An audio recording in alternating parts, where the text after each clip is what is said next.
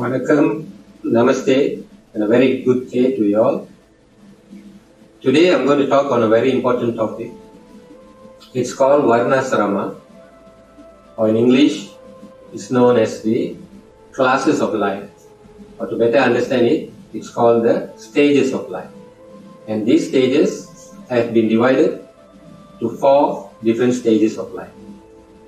In these present times, a human being lives up to a maximum of 120 years. And approximately, we take 100 years as the average lifespan of a human.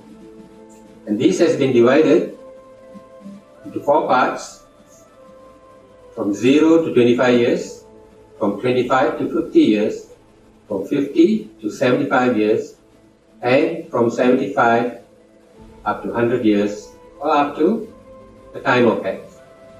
Now, the first stage, it's called as Brahmacharya.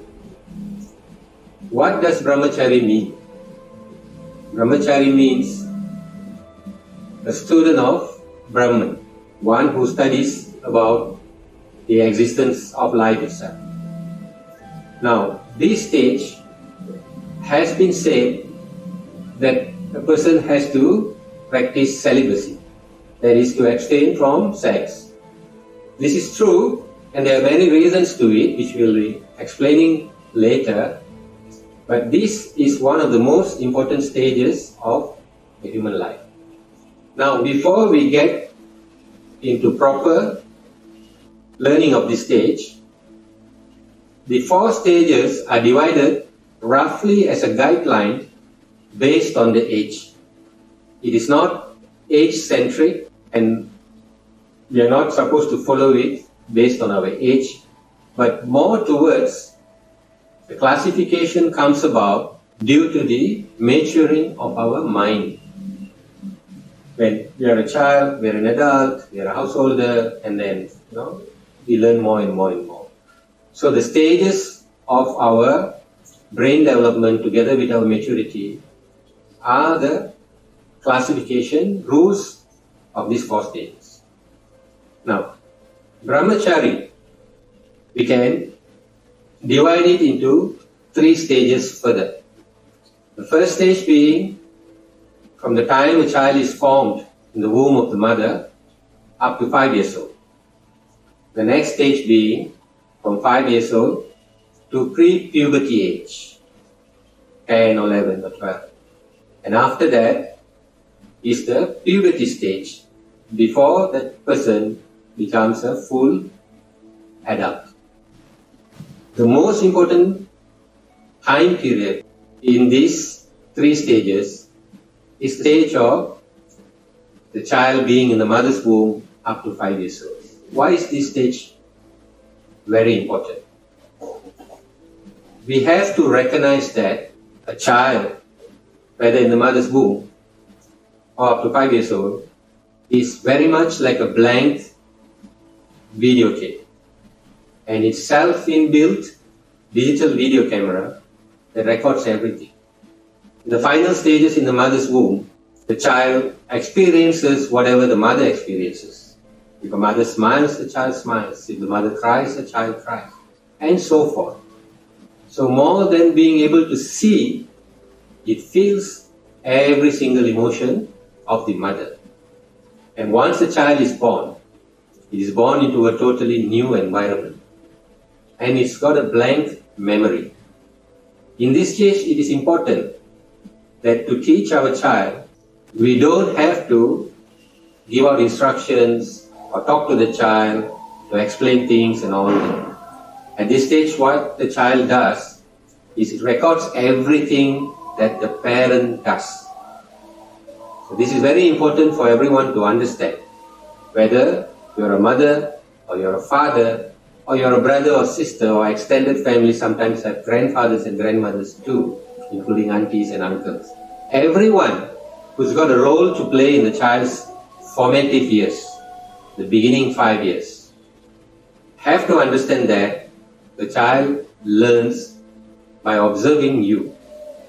What you do, how you talk, and etc., etc., the child records non-stop, and this forms the basic memory. The basic structure of its memory comes from you. Now, let's take an example. Say you're a mother and you get up at noon, and the first thing you do is you go to the fridge, you grab a bottle of beer, and then you come to the hall and switch on the TV, and then you continue your day in that manner. What the child learns is that this is the right behavior, first of all. It thinks this is the way to live its life too, based on what you are projecting to the child. So the child follows what you do. Now, on the other hand, say you're a mother who gets up early in the morning, you have a shower, and you do what is necessary. You do prayers, you do mantras, or you do exercises, and then you begin your day with a positive light. The child also records this, absorbs it as its own software. Now, this is like software programming in the early days of the child's life, where the child records everything it needs to form the basic operating software for itself to function in this life. And that part is very important because it gets all its input from the environment it is placed in. The environment that feeds it with all the necessary knowledge for it to become an adult and to survive in this world. Now, isn't this the most important part of a child? And isn't it the most important time period for the parent to make sure that the child's environment is conducive, proper, and filled with positivity, happiness, and many other things that will make the child to grow up into a good human being, beneficial to the society. It all depends on the mother and the father and the immediate family. So make sure that during this time, the environment of the child is well cared for in every way, so that the child learns that this is the normal, right way to live. Once this has been imprinted into the long-term memory of the child and it forms its psychological makeup, you've given it a very good running software. And from this, from the age of 5 until it reaches puberty, there's a lot of experiments going on inside the child's mind, because it will test every learned principle with the external world and see how it functions, whether in the right way or the wrong way. And we must understand at this point that there's one important way that human beings learn is through making mistakes. So the more your child makes mistakes, the more faster it learns the 1,000 ways of doing things wrong. So to find the right way to do things right. So you have to provide it with that freedom to learn. Of course, bearing in mind to always be mindful of the child's safety and welfare. Now, as the child grows and learns all these things, then it is about to reach the age of puberty.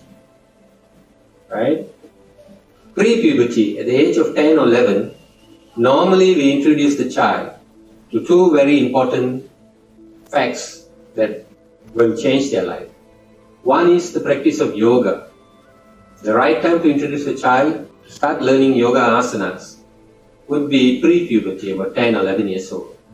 And the second thing is an introduction of a mantra by the mother, by the father, or by their family guru, or any guru that they have known personally.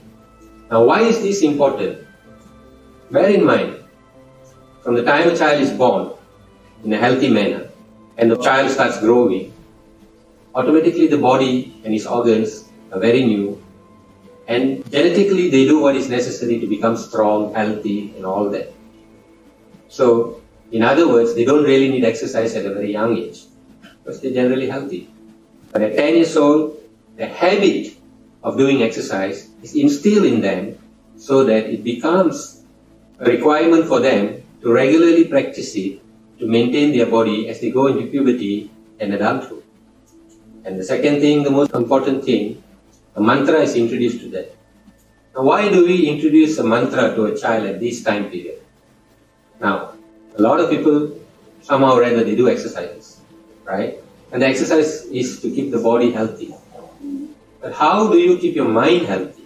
Right? That's why we introduce the mantra, because by doing japa and meditation and all that comes with the mantra, your mind is able to focus, concentrate, so that they can control their mind to do what they want.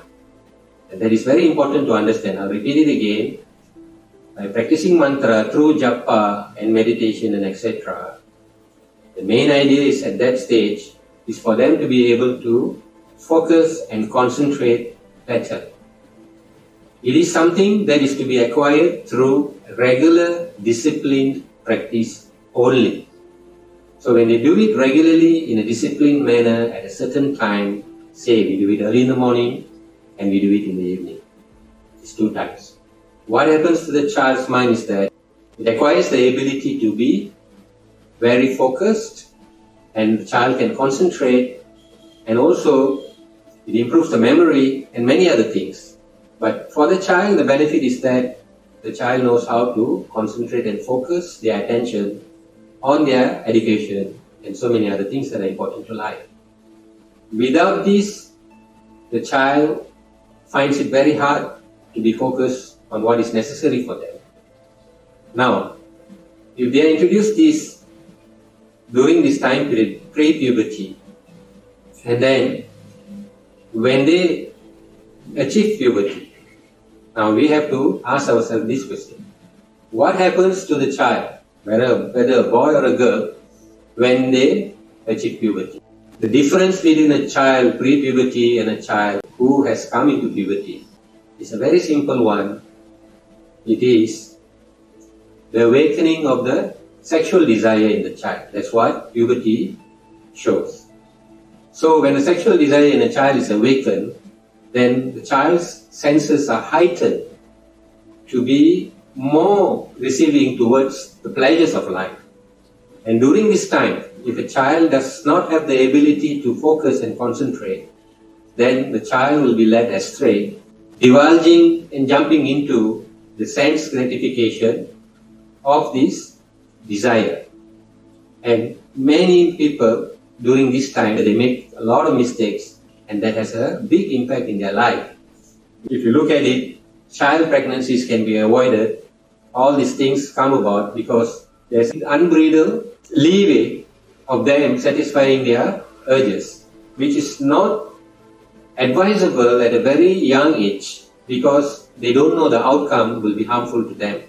And that's why in India, especially the southern parts of India, for girls especially, there is a coming into age ceremony, which we will talk in another video because it's very elaborate to be explained. That is very important, and this coming of age ceremony is done to remove the fear of the girl walking into womanhood, and it's done by a group of women to welcome the young girl into womanhood.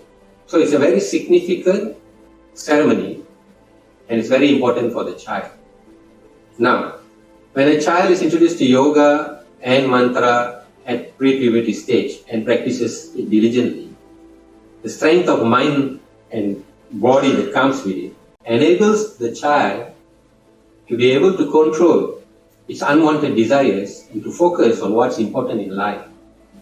And they continue further learning to equip themselves to face the adult life. So normally in pre-teens, what we do is we introduce the young adult into the workings of the society outside. They learn what is the important things to function, how to do things, how to respond to the world, how to treat adults, how to treat younger people. There's so many social interaction that happens during that period that presets them to be ready for adulthood. And then when they reach the age of 25, now this age of 25 is a rough guideline, and especially for men, that we expect and we feel that they are matured and they are ready to take on the next stage of life. Bear in mind that women mature more faster than men. So the approximate calculation given is, say a woman is 20 and she will have a maturity of the man who's 25. And that's why in the ancient societies, they always marry a woman who's a little bit younger, within 3 to 5 years younger than the man, so that their maturity will be equal. Nothing else. It's such a simple thing that if the man is immature, the woman will be disappointed. Or if the woman is too immature, the man also won't have a balanced life. So to balance their life, it is important for the man and woman to have a similar maturity level. And that's why this age grouping comes about. Right?